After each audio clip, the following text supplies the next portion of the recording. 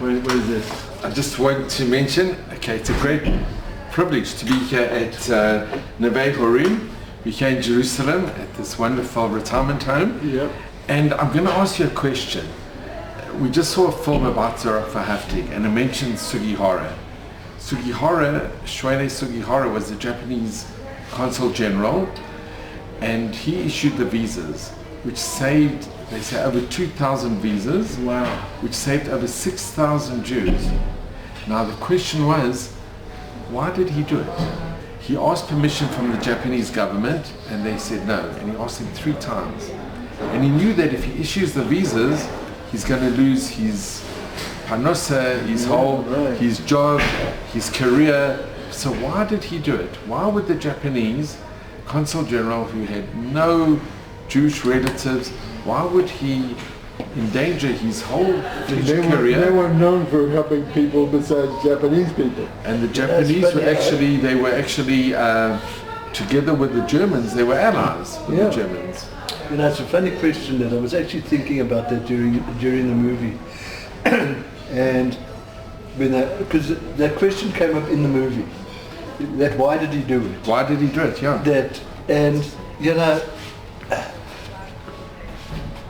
Has anybody ever checked his DNA?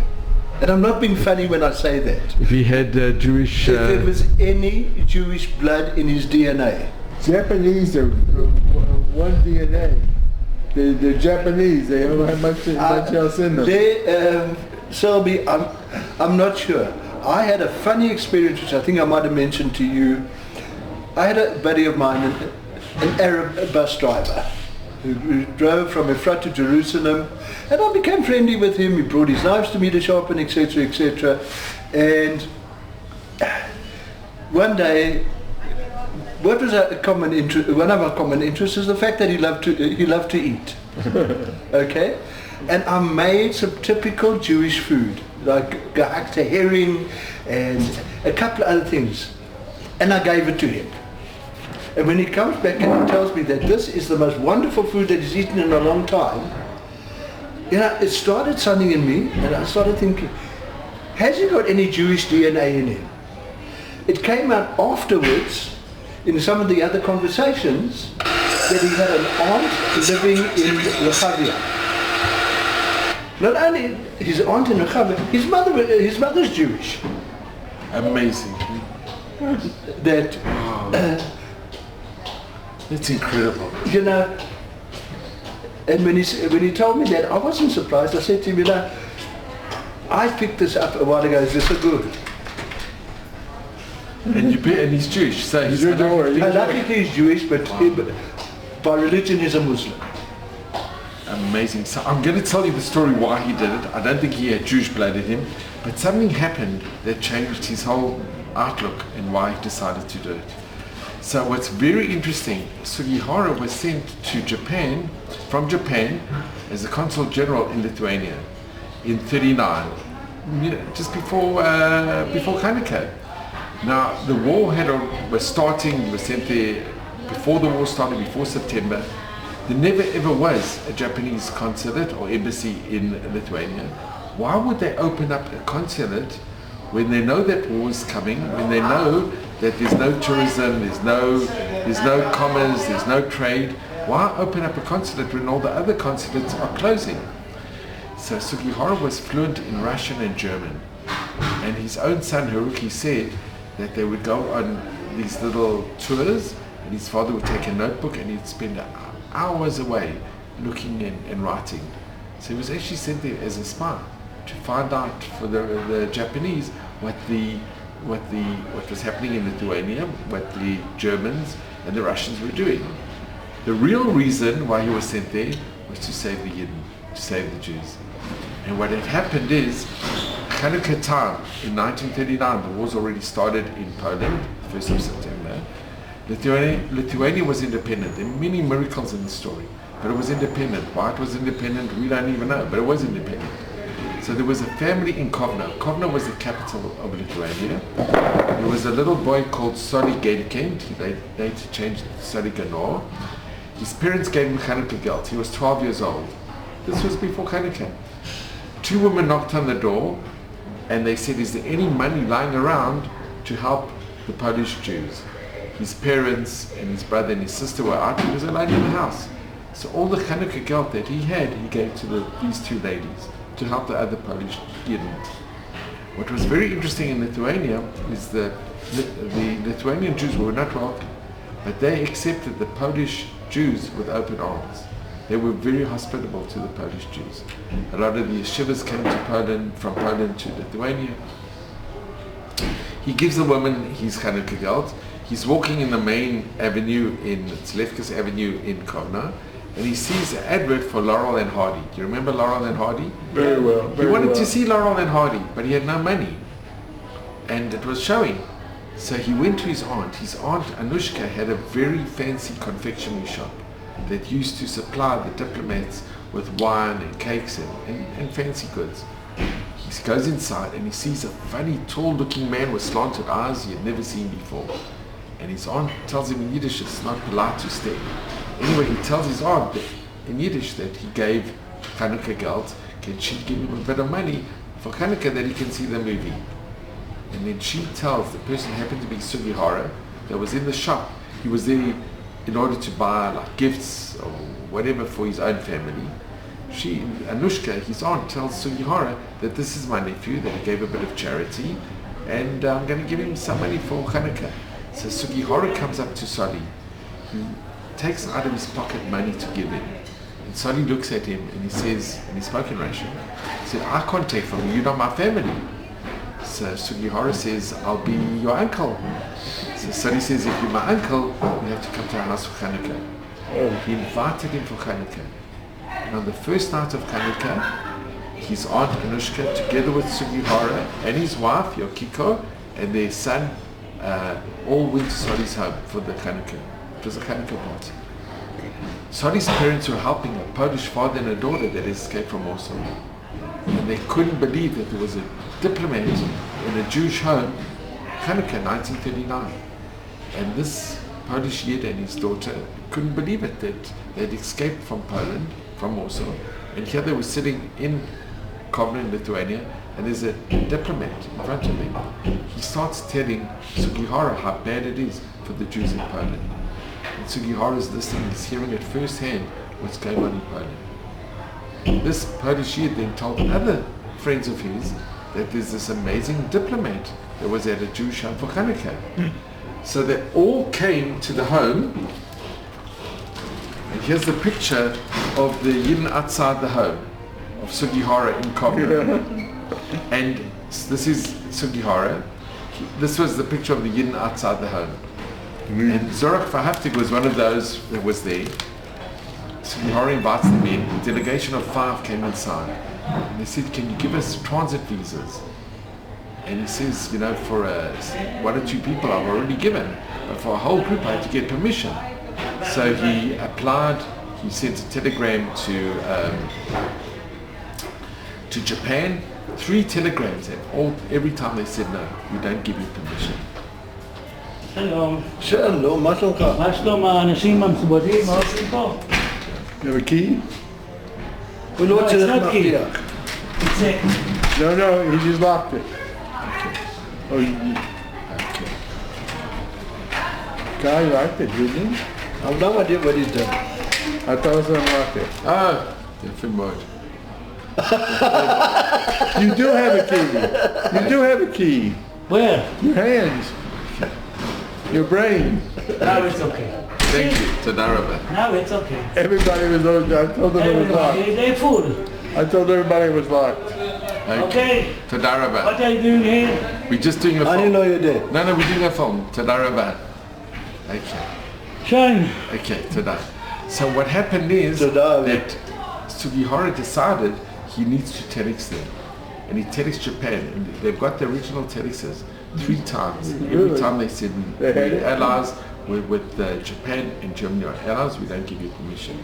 The 3rd time, his wife and his son, Haruki, said, we have to help them. So he came out in the morning, they were still standing outside, and he said, we're going to sign the visas. And he signed over 2,000 visas, which saved over 6,000 Jews. Now, when I heard the story, I couldn't believe such a story. So the person who told me was Hugh Reichlin. He's a good friend of mine. He took our tour to Lithuania. He's a lawyer, but he's a tour guide, and he's a historian. And he said that little boy is still alive, and he lives in Ramat HaSharon in Israel. So I went to see him. And told the story. And I'm going to show you. You told the whole story. I'm just going to show you. This is the book, and inside the book, which was written by Mrs. Sugihara, Yokiki Sugihara, called Visas for Life, she has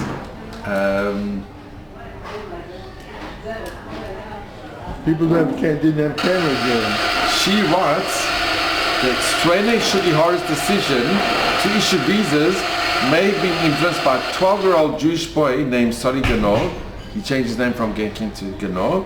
He invited Mr. Sugihara to celebrate the first night of Hanukkah in 1939 with his family. This may have been Sugihara's first contact with a Jewish family in Kaunas, which is Kovno. And this book, Visas for Life, that Mr. Sugihara wrote, at the back of the book you've got the US ambassador to Japan, former US Vice President Walter Mondale, and he writes about the book. So, and the book was in Barnes and Noble. It's an amazing story. I have a friend that lives here. His name was Gardetzer in Houston. His father was our cantor, and his name is Ganot. So maybe there's a bit of a relation. Maybe they're family. Now, what happened is, ask him. When I went to Sonny, when I went to Sonny, this is on the first night that I went to see him. This is Sonny. Called Visas for Life.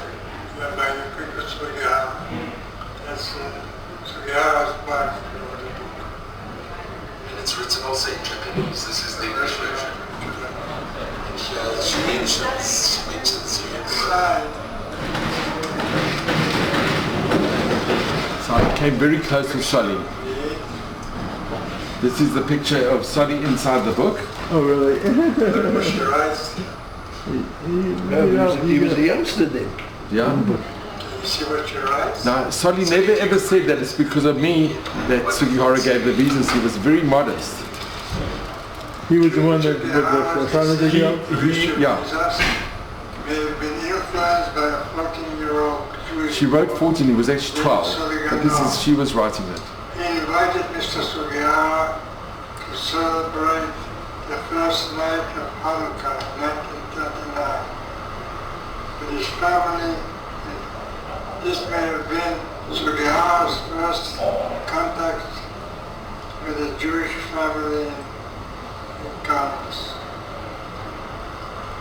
And this is the first time I ever met Sonny. We did this video.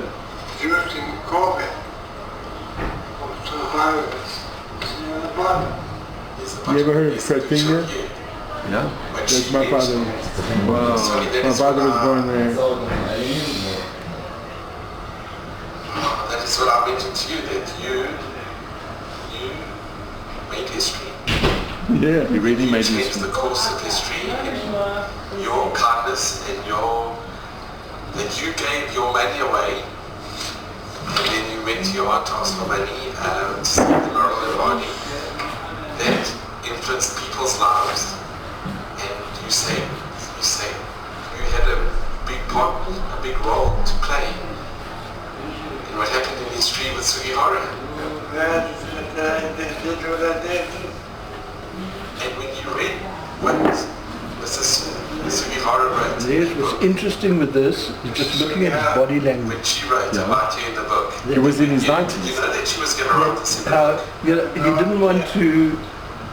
His body language says too much. אאודי בצבע שחור, אאודי בצבע שחור. נא לבוא להזיז מיד את הרכב, אתה חוסם מיד לבוא להזיז את הרכב. So I told the story.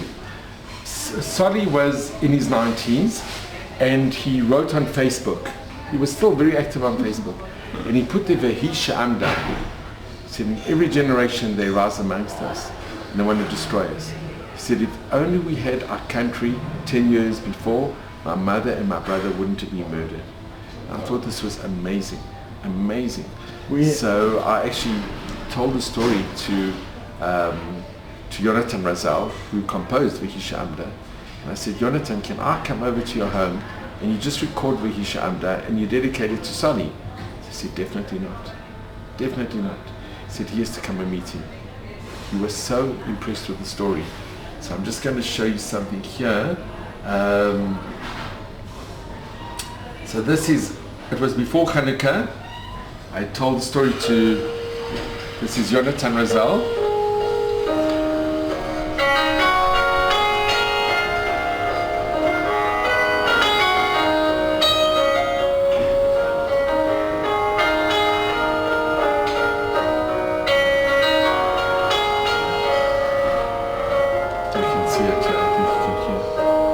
It's a pity that John isn't here.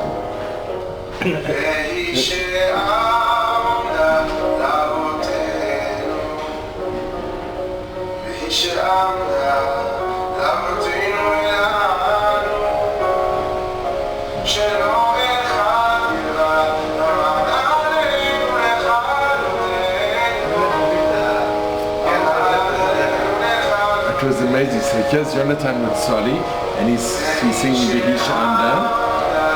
It was very special. Now, I don't know if you know the song Katomti. Also, he composed. Now Jonathan was his music was on Galgalatz. He's very well known in Israel. This song here, Katomti, it's the most beautiful. This is his composition.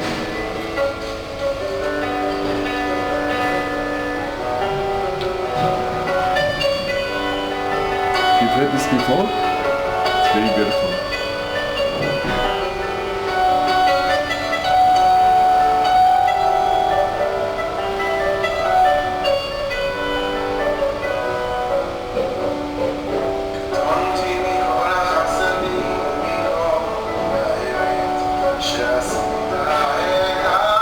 It's very special.